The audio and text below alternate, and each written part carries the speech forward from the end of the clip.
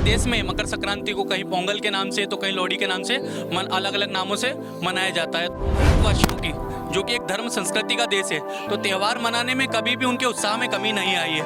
अभी इस भारत देश में किसी भी प्रकार की विपत्ति आ जाए, कोई भी चीज़ रहे, हमारी आस्था में कभी कमी नहीं आती है।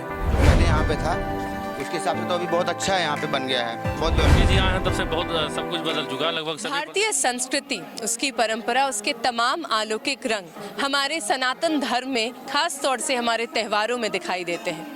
अगर भारतीय संस्कृति और उनके त्योहारों की बात की जाए तो हर त्यौहार का जुड़ाव प्रकृति से खास तौर से है। और अगर बात मकर संक्रांति या उत्तरायण की हो रही हो तो आप अच्छे से समझ सकते हैं कि इसके पीछे भी तमाम पौराणिक कहानियां तो ज़रूर होंगी। मान्यता ये भी है कि माना जाता है कि आज ही के दिन सूर्य देवता धनु राशि से निकलकर मकर राशि में प्रवेश करते हैं। इस एक मान्यता के साथ साथ कई और पौराणिक कथाएं हैं जो इस मकर संक्रांत को मनाने के पीछे है। और साथ ही में मकर संक्रांत के दिन अगर खिचड़ी की बात ना की जाए तो सब कुछ अधूरा है, सब कुछ फीका है। तो क्यों मनाई जाती है मकर संक्रांत? खिचड़ी ही मकर संक्रांत के दिन क्यों खाया जाता है?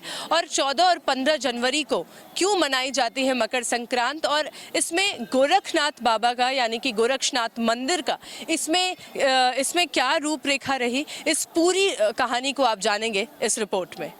तो हमारे साथ योगाचार्य सोमनाथ गुरु जी हैं, योगी सोमनाथ जी हैं। बहुत बहुत स्वागत है आपका एनबी न्यूज़ पे।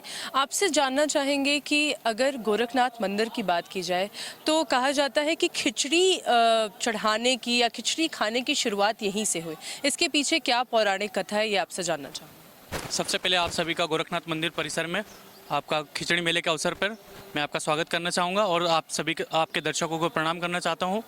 देखिए, मान्यता ये है कि त्रेता युग में ज्वालाजी हिमाचल से गोरखनाथ जी भ्रमण करते हुए इस स्थान पर पधारे थे। उस समय ये बताया जाता, मान्यता है कि ये जो वर्तमान में जहाँ गोरखनाथ मंदिर है वो घना जंगल हुआ करता था यहाँ पर, और राप्ती और रोहिन नदी का तट यहाँ माना जाता है। वहाँ पर गुरु गोरखनाथ जी ने यहाँ पर साधना की थी। गुरु गोरखनाथ जी भगवान शिव का ही स्वरूप माने जाते हैं। तो ज्वालाजी हिमाचल में एक बार गोरखनाथ जी गए थे और वहाँ ज्वालाजी ने उनको कहा कि गुरुदेव आप आएँ और मुझे आतिथ्य का अवसर दें। तो गुरु गोरखनाथ जी ने उनके प्रति उत्तर में कहा कि माताजी मैं एक योगी हूँ और मैं भिक्षाटन करके ही प्रसाद लेता हूँ। तो उन्होंने कहा कि माताजी आप तैयारी करें और मैं तब तक भिक्षाटन करके आता हूँ और उसके बाद मैं प्रसाद लूँगा। तो माताजी ने तैयारी के स्वरूप में, देखेंगे आप ज्वालाजी मंदिर कभी जाएंगे तो वहाँ खोलता हुआ पानी है, उसमें आज भी मान्यता है कि चावल की पोटली बना के डाल देंगे तो चावल पक जाते हैं और वैसे हाथ डालेंगे तो ठंडा पानी है बिल्कुल। तो उसी क्रम में गोरखनाथ जी यहाँ आए थे भिक्षाटन करते करते, और यहाँ उस समय लगभग मान्यता ये कि वो खिचड़ी का ही समय रहा होगा मकर संक्रांति का। तो यहाँ आसपास के लोगों को मालूम चला कि एक योगी आए हैं जो बहुत तपस्वी हैं और बहुत अद्भुत शक्तियाँ उनके पास। तो वो उनके खिचड़ी का एक पात्र है जिसमें वो खिचड़ी चढ़ानी होती है। तो आसपास के लोगों ने आकर के खिचड़ी चढ़ाई और पूरे देश में मकर संक्रांति को कहीं पोंगल के नाम से तो कहीं लोहड़ी के नाम से अलग अलग नामों से मनाया जाता है। तो ये इसका पौराणिक और ये आध्यात्मिक इसका महत्व है ना।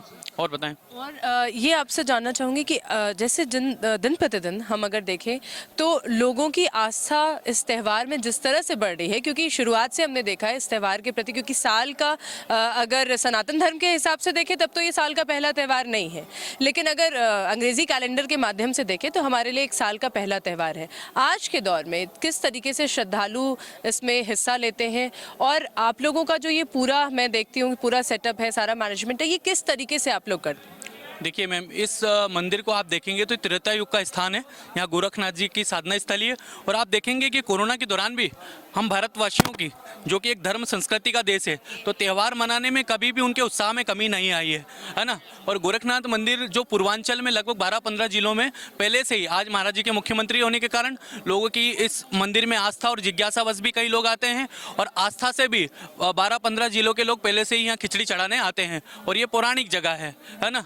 और कभी भी इस भारत देश में किसी भी प्रकार की विपत्ति आ जाए, कोई भी चीज़ रहे, हमारी आस्था में कभी कमी नहीं आती है। बहुत बहुत धन्यवाद आपका। और ये हमारे साथ खास बातचीत कर रहे थे योगी सोमनाथ जी, जिन्होंने बताया कि इस खिचड़ी के त्यौहार की बात की जाए, उत्तरायण की बात की जाए तो इसके पीछे तमाम पौराणिक कथाएं हैं। हम आपको यहाँ के जो श्रद्धालु यहाँ पर आते हैं, दूर दूर से आते हैं, उनसे भी बात करेंगे, जानेंगे उनके हिसाब से कैसा रहता है ये खिचड़ी का मेला।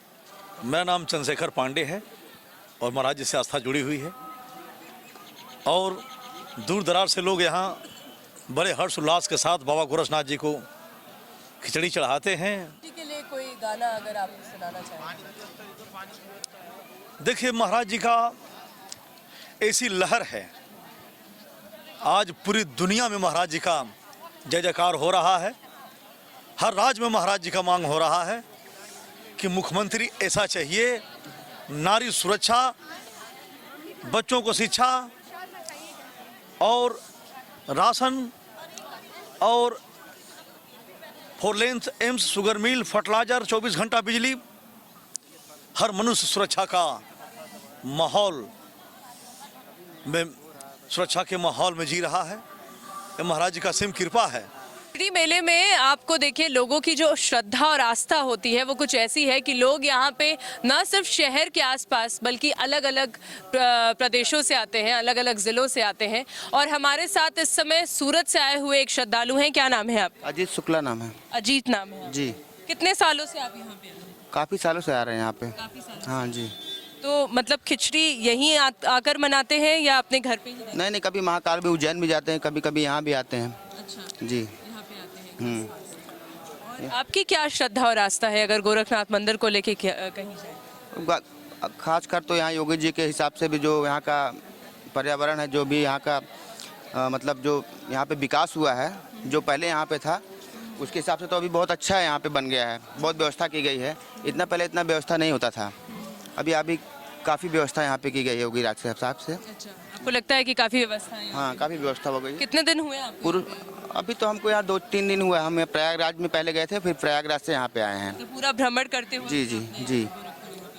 पहले वहाँ से हम लोग यहाँ पे अभी आए हैं।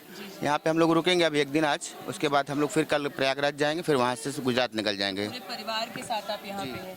आप भी साथ में ही आए? जी, जी, जी। आप कहाँ से? सूरत से ही? जी जी, नहीं हम तो यहाँ गोंडा से यहाँ लगभग रहते हैं। हमारे मौसी की लड़कियाँ ये, तो इनको लाए थे घुमाने यहाँ पे, दर्शन कराने। आप भी यहाँ पे हर साल लगभग? जी जी, अब पहला साल अभी आए हैं, इसके बाद भोले बाबा का आशीर्वाद मिलेगा बढ़िया से तो फिर आएंगे, नहीं मिलेगा फिर भी आएंगे। जी जी। तो मेले का भ्रमण आपने किया? मेले जी जी, बहुत अच्छा लगा। कैसी सुविधाएं, व्यवस्थाएं? सब कुछ सुविधा बढ़िया है। उसके बाद में ये ट्रैफिक थोड़ा सा इधर उधर हो रहा है, थोड़ा सा। हाँ थोड़ा। और क्या कुछ बदला है अगर पहले से देखा जाए तो बहुत योगी जी आए हैं तब से बहुत सब कुछ बदल चुका है। लगभग सभी प्रदेश ऐसे हो जा रहे हैं, खास गोरखपुर बना रहे हैं। बढ़िया ये बन जाएगा तो विश्व में सबसे बड़ा मंदिर यही होगा लगभग। अच्छा, आपको लगता है कि आने वाले समय विश्व का सबसे बड़ा मंदिर? जी, अब ये जिस तरह से ये विकास हो रहा है उसी हिसाब से कह रहे हैं। चलिए, तो देखिए ये श्रद्धालु हैं जो एक लोग सूरत से और दूसरे तरफ गोंडा से आए हुए हैं। अलग अलग शहरों से, अलग अलग जगहों से यहाँ पे श्रद्धालु आए हुए हैं क्योंकि उनकी श्रद्धा और आस्था दिन प्रतिदिन अगर बात की जाए खिचड़ी को लेके वो बढ़ती जा रही है। खिचड़ी का ये महापर्व, उत्तरायण का ये महापर्व, आप देख सकते हैं कि जब आज के दिन यानी कि खिचड़ी के इस त्यौहार के दिन जब लोग गोरखनाथ मंदिर में आते हैं तो एक अलग सा एहसास रहता है। इस त्यौहार की अगर बात की जाए तो इस त्यौहार में खास तौर से मान्यता होती है दान पुण्य की। आज के दिन लोग गंगा स्नान भी करते हैं और साथ ही साथ अगर दान की बात की जाए तो उड़द दाल, चावल, अलग अलग तरह की सब्जियां दान करके और साथ ही साथ इनको एक साथ मिला के खिचड़ी खाने का बहुत बड़ा महत्व होता है। हमें जिस तरह से योगाचार्य योगी सोमनाथ जी ने बताया कि इसके पीछे की पौराणिक कथा क्या है ये तो हमने जाना भी, लेकिन साथ ही अगर खिचड़ी के त्यौहार की बात की जाए तो गोरखनाथ मंदिर आए बिना सब कुछ अधूरा है। ऐसी तमाम खबरें जानने के लिए हमारे साथ बने रहिए, देखते रहिए NB न्यूज़।